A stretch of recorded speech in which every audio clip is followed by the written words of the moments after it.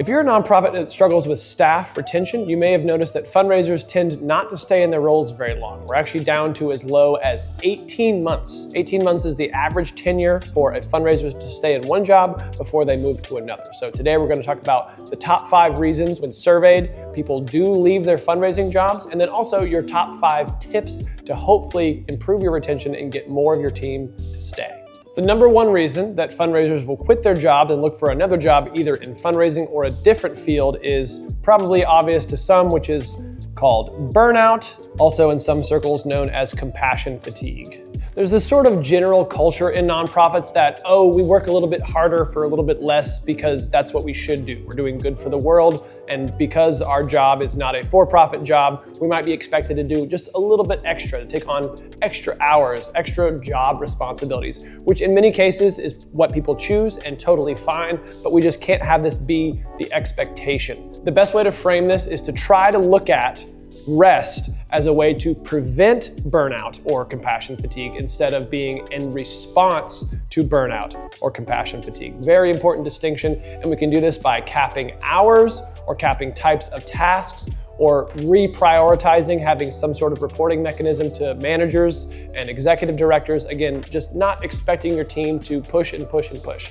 It is often the case that you might have to push for seasons. Say you're putting on a large event, it's like, yep, we're all just gonna do a little bit more work for a few weeks, but then after the event, we're all gonna take a little bit more time off to balance it. Again, if we can get that time off in preparation for being tired, or hey, we're gonna prevent being tired or burnt out, instead of, well, now that we're tired and burnt out, we're going to rest, this cycle is not as aggressive. So instead of having this like crazy, like we work super hard and we burn out, we super hard, we burn out. We want instead just this gentler slope. We'll have a little bit more time working, a little bit more time off, and this is a lot better trajectory over time.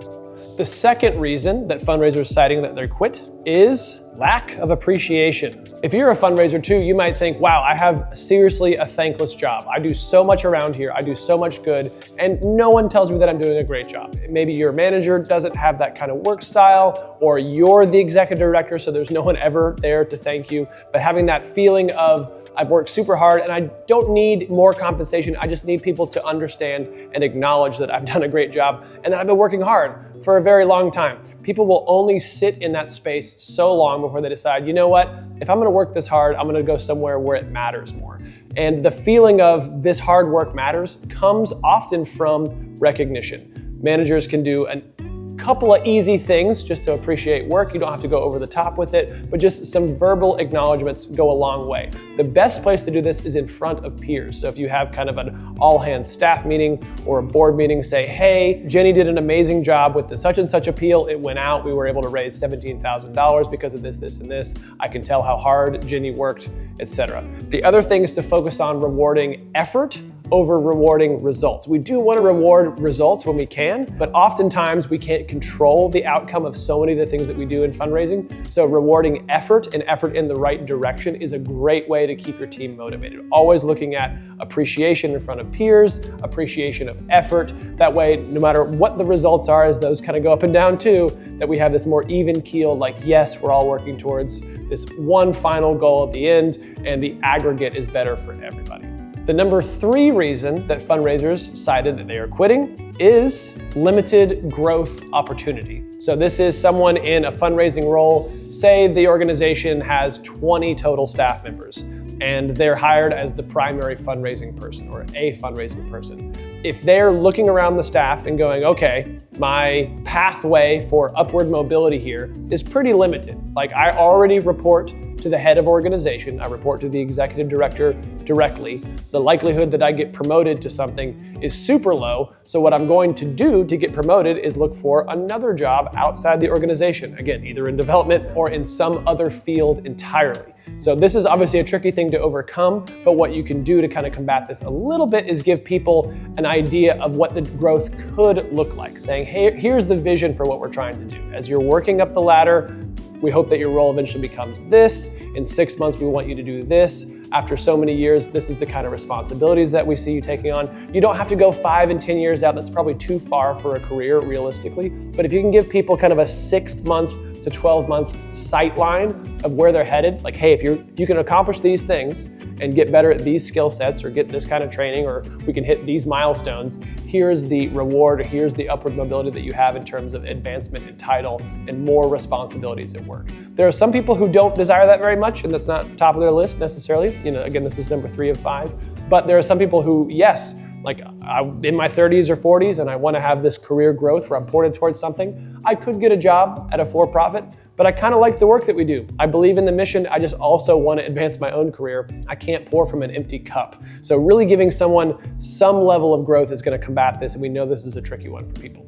Number 4, poor work-life balance. Now, this is obviously not a problem that's limited to nonprofits or limited to small organizations. I think in the day of everyone has computers and access to email at all times and phones with text messages at all times, work can call you or text you or ask you for something at all hours of the day and night and weekends and everything else. So we have this kind of blurred lines, especially with people working from home, of am I at work or am I on the clock, am I not?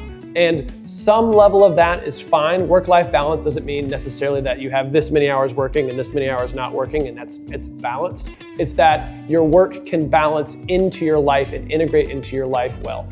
The example of what we do not want to do here is expecting people to be on at all hours, of like, I can text you at any time and we just have stuff to do. Like having some levels of boundaries. Again, this kind of goes back to the burnout, compassion, fatigue a little bit, but this is specific to hours and expectations and when am I on and when am I not. It's fine if you have a lot more hours or you're on call for certain things, but we just want to set those expectations in advance. If people feel like they're trapped at work because they can't ever leave, they're always attached to their phones or their computers, or there's always something that is needed of them, they're of course going to seek somewhere else where they have a little bit better balance between those two things.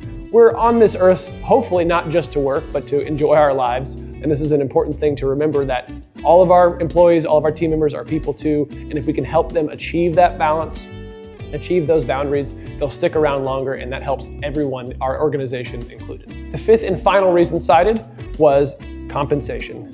And again, this is a really tricky one because in nonprofits, it's like a little bit expected that you just make a little less money for some of the same work, or you can get paid more by doing the same job for a for-profit. And again, not a lot of ways to get around this, but this is the 5th most important reason. Some people know this inherently, like, yes, I'm gonna take a little bit of a pay cut in nonprofits, but there are plenty of nonprofit executives that make the same or way more than their for-profit counterparts. So again, this is a slight generalization, but some people say, oh, I could do the same job for a for-profit institution. Maybe I don't have some of the benefits and the feel good and the people that I want to work with, but I can get, $10,000 more a year, so I am going to switch. An easy rule of thumb for this, especially for fundraisers, is that a fundraiser should be able to raise a minimum of 5 times their annual compensation.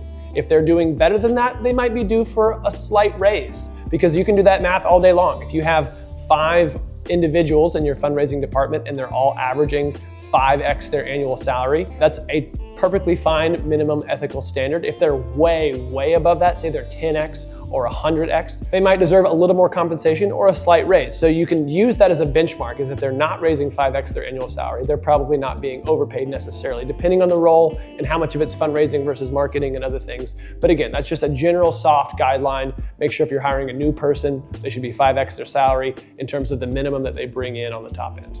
Hey, thanks for checking out our video. If you're getting value out of this but would like something more personalized, you can book 30 minutes with one of our experts to see if you qualify for our support services. Link below in the description.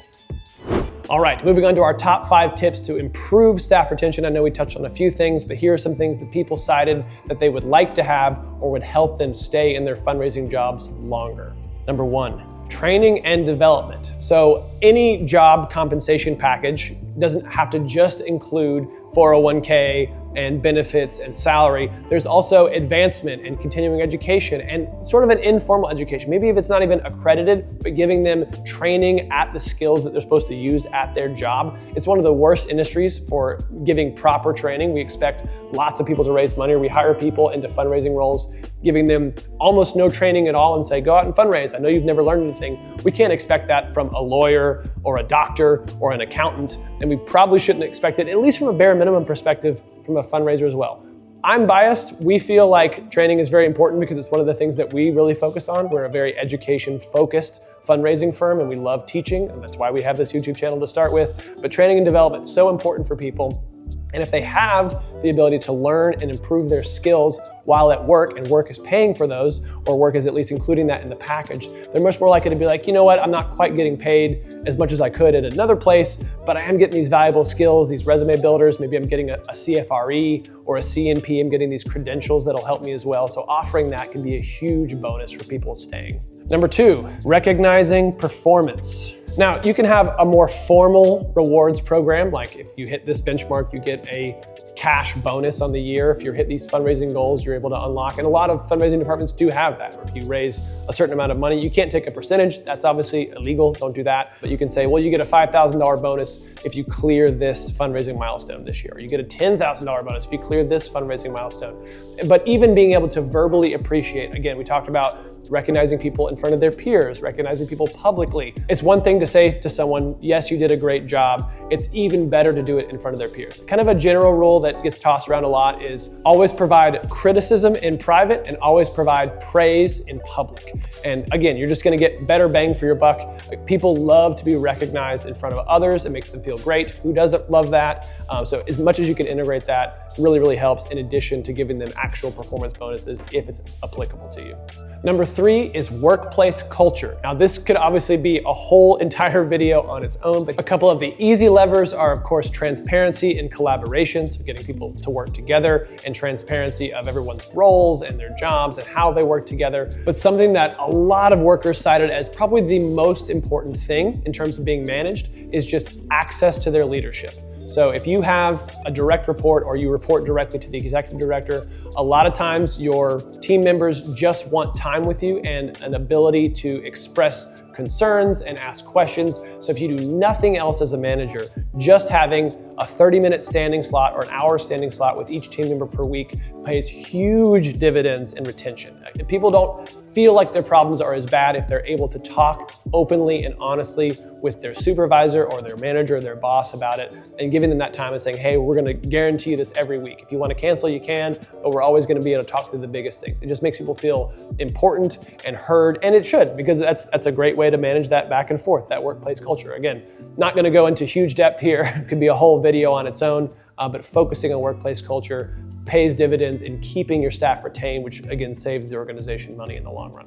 Number 4 is to prioritize work-life balance. Now, this does not mean, oh, I just want everyone to work less hours, or I want them to balance their life by having more hours of life and less hours of work. It's finding ways to creatively integrate work into someone's life. If they have kids or they don't have kids, their hours may look slightly different, letting them come in later and also work later, letting them come in earlier and also end work earlier so they can pick up their kids from carpool. There's little things like this where, yes, you may lose an hour or two of work here and there, but if you have an environment where people feel comfortable to do that and they can feel like they can fit their work into their life, they're much more likely to stay, because there's another job that's just the same that does not offer that, and they're much more likely to stay with you instead of going with that other job. So as much as we can to prioritize blending work and life, understanding that people are people first, and oftentimes great workers will push past their own healthy boundaries in order to do a great job at work, and helping work with them to prevent that from happening so we don't have this burnout, compassion, fatigue cycle that we get into. And number 5 is competitive compensation. This does not necessarily mean you just gotta pay everybody more and everything now costs more. It means you can kind of on an ongoing basis monitor the comparable jobs in your community that are also fundraising development director type, and just say, do we land somewhere in the middle here? We don't have to be the highest paying development jobs, the highest paying fundraising jobs in town, but if we're on the low end or the bottom 10%, people are gonna prioritize those opportunities that are $10,000 or $15,000 raises above ours. The other thing is having a really well-rounded compensation package. There are other things like, as I mentioned, bonuses or 401k or additional PTO or more flexible vacation hours, working hours, being able to work hybrid. You don't have to offer any and all of these things, but really helpful when someone is comparing a new job opportunity to their current one, and their current one has all these benefits and the new one does not. They're like, well, I don't want to give up the fact that I can pick up my kid from daycare at this time, and I don't want to give up the fact that my PTO is flexible and it rolls over. So it's not just about the salary. As long as you're kind of close within that range, totally fine. And then beyond that, you can look at the whole package to say, what would incentivize them just enough to stay, because way more expensive in the long run to have to churn through people and train new people. They came to your organization because hopefully they have some caring and understanding about the mission and they want to work there. You just have to give them enough excuse for them to justify it to themselves. All right, hopefully some of those tips were useful and you can apply them at your own nonprofit. If we missed any, please leave them in the comments below. We do read all the comments. And if you'd like additional help with your fundraising, you can head over to pridephilanthropy.com and click on that Let's Chat button. It allows you to chat directly and set up a meeting with one of our team members to see if we can help you further. Thanks so much for watching, and we'll see you in the next video.